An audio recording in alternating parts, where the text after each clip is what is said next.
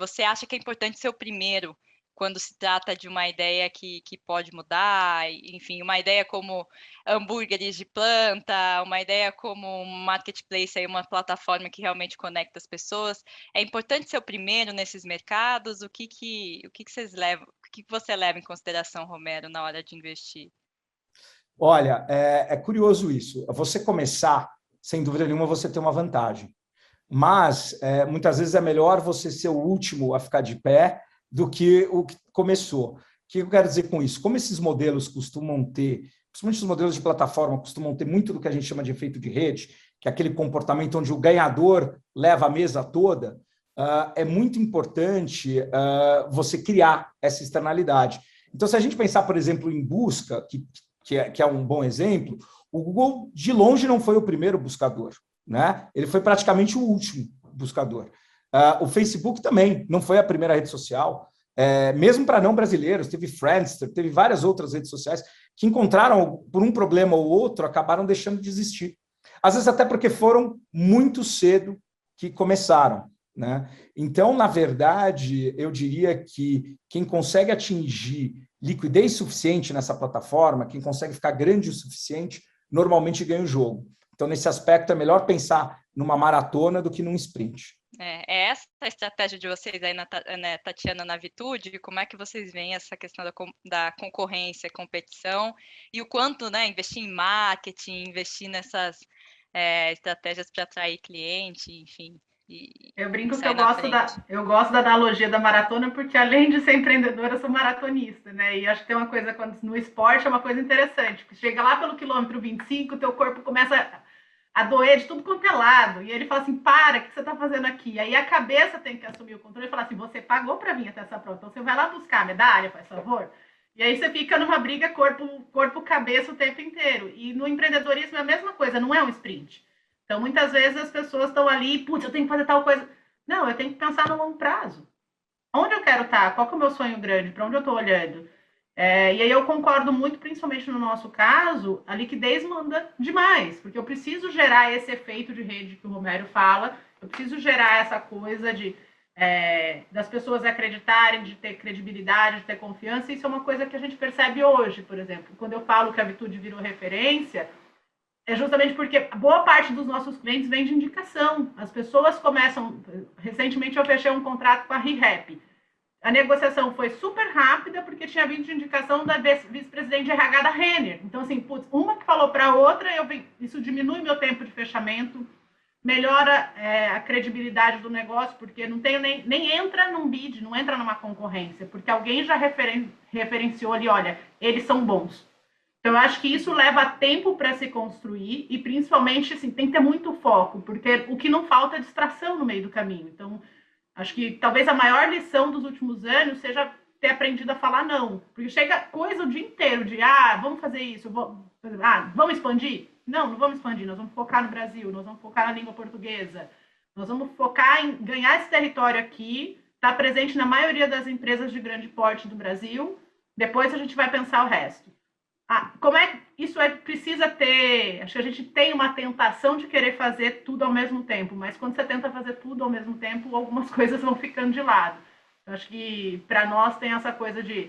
É uma maratona, a gente está falando de longo prazo, tem que ter resiliência, tem que ter consistência, e não porque eu trabalho com isso, mas, cara, todo mundo deveria se preocupar muito com saúde mental. Porque se a gente, enquanto founder, enquanto líder de uma empresa, não está bem, a gente não entrega o nosso melhor. Então, assim, é super importante que a gente esteja muito saudável para conseguir produzir na máxima potência, vamos dizer assim, né? Para você lidar com a pressão do dia a dia, entender quais os melhores caminhos, conseguir tomar a decisão acertada, de forma assertiva, digamos assim, quando você tem uma pressão de tempo, né? Mais ou menos você vai ter dados ali para tomar 30% de decisão, o resto você vai na intuição. Então, você precisa estar muito bem para conseguir capturar tudo que está ao teu redor e tomar uma boa decisão. Acho que um pouquinho do que eu teria a dizer aqui, né? Resiliência, consistência, saúde mental, acho que tem tudo isso aí na equação. É fundamental, né? Não adianta só ficar focado em escalar o negócio. Agora, Marcos, nessa competição que é global de vocês, e você entra no supermercado, né? Hoje em dia tem muito produto, muita coisa. Como chamar a atenção do consumidor? Ser o primeiro faz a diferença nesses mercados?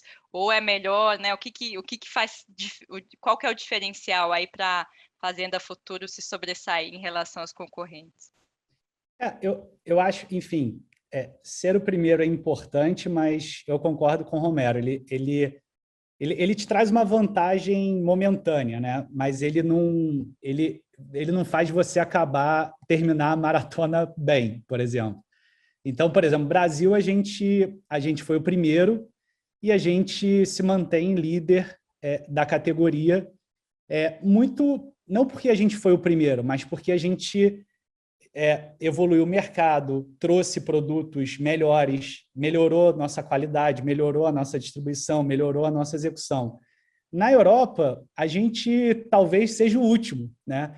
E a oportunidade, o gap que a gente viu, por exemplo, nos principais 3 países, né, que tem mais de 60%, 68% do volume de carne na Europa, que é Inglaterra, Alemanha e Holanda, o gap que a gente viu é que existia um gap ali de preço e um gap de execução, porque as marcas locais elas não estavam executando tão bem. Então, o que a gente fez, sendo o último, bom, vamos ter uma postura, vamos executar melhor, vamos criar um calendário promocional, calendário de trade marketing, investir em marketing. E hoje, por exemplo, em alguns supermercados relevantes, né, como Sainsbury's, que é o segundo maior supermercado da Inglaterra, a gente já está praticamente ali no top 3 de venda de hambúrguer, com 60 marcas, mais ou menos. Tem muito mais marca do que no Brasil. Enfim, o que a gente sempre tenta... no final, eu acho que o que acaba imperando, né, é essa combinação, né, de você ter um produto de qualidade com um poder de execução importante, porque não adianta também você só ficar falando o quão a sua tecnologia é incrível, quantos cientistas você tem, se você não executa isso no ponto de venda, se o seu produto não está ali na loja, então não adianta gastar capital com marketing ou fazendo social media se o teu produto ali não tá bem exposto. E, obviamente, você tem uma oportunidade, no caso do nosso mercado, tá? E falando mais do mercado de plant-based, uma oportunidade de você ter preços mais competitivos em alguns locais onde a carne animal está muito próxima da carne de origem vegetal, como nos Estados Unidos e na Europa. Então, basicamente, mas assim, no final, acho que o rei no nosso mercado está muito atrelado com uma melhoria contínua de qualidade do produto em si. Um constante MVP aí, né? Eu queria Exatamente. complementar essa fala do Marcos, eu acho que até pegar um pouco do que o Romero falou lá na primeira resposta, que é sobre time. Eu acho que eu concordo 100% sobre, acho que o que muda o jogo é a capacidade de execução.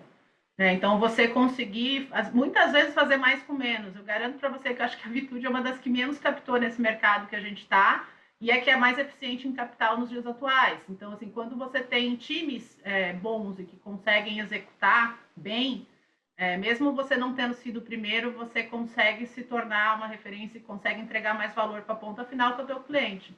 Eu diria que tem muito disso de quem são as pessoas que estão ali alinhadas, engajadas e que conseguem executar com mais eficiência esse negócio que está começando.